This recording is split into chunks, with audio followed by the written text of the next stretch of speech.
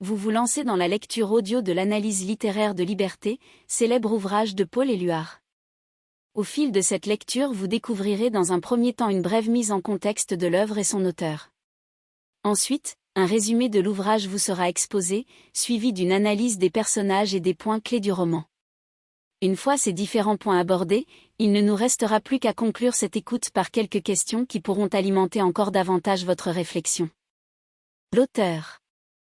Paul Éluard est un poète français qui, après avoir participé au mouvement Dada et intégré le groupe surréaliste aux côtés de Breton, écrivain français, 1896 à 1966, et d'Aragon, écrivain français, 1897 à 1982, rejoint le Parti communiste pendant la guerre.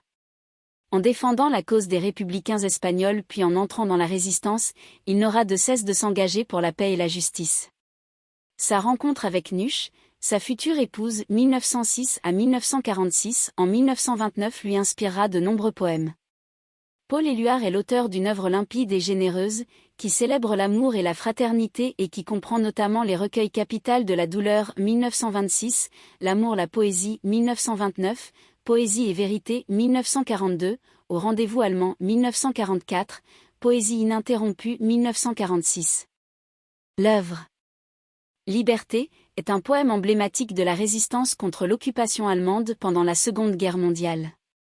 Publié clandestinement en 1942, il ouvre le recueil Poésie et vérité. Parachuté par la Royal Air Force dans les maquis, au même titre que les armes et les munitions, il est devenu le symbole des valeurs humanistes incarnées par les combattants de l'ombre. Mais au-delà du poème de circonstance, Liberté est un hymne de vie et d'amour porteur d'un message intemporel. Sa forme simple et mélodique contribue à lui donner une puissance d'évocation qui traverse les époques. Mise en contexte. La poésie de la résistance. On appelle résistance l'ensemble des actions menées pendant la Seconde Guerre mondiale contre l'occupation allemande et l'idéologie nazie.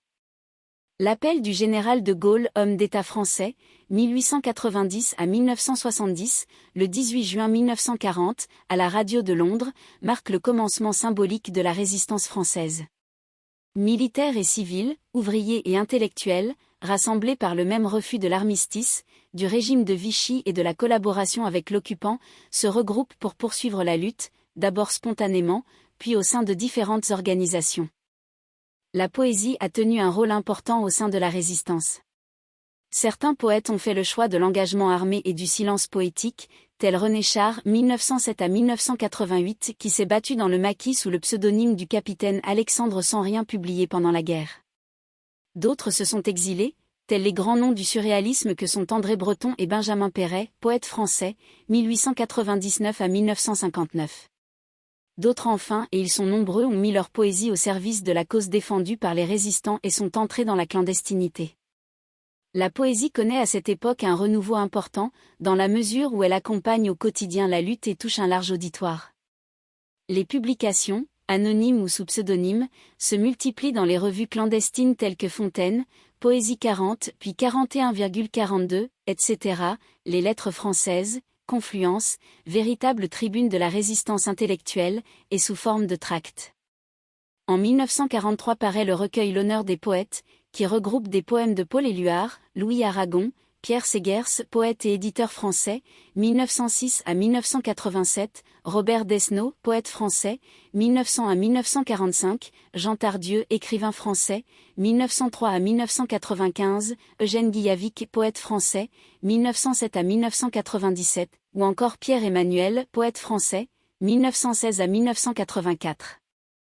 La préface de ce recueil décrit l'engagement des poètes en ces termes: devant le péril aujourd'hui couru par l'homme, des poètes nous sont venus de tous les points de l'horizon français. Une fois de plus, la poésie mise au défi se regroupe, retrouve un sens précis à sa violence latente, crie, accuse, espère.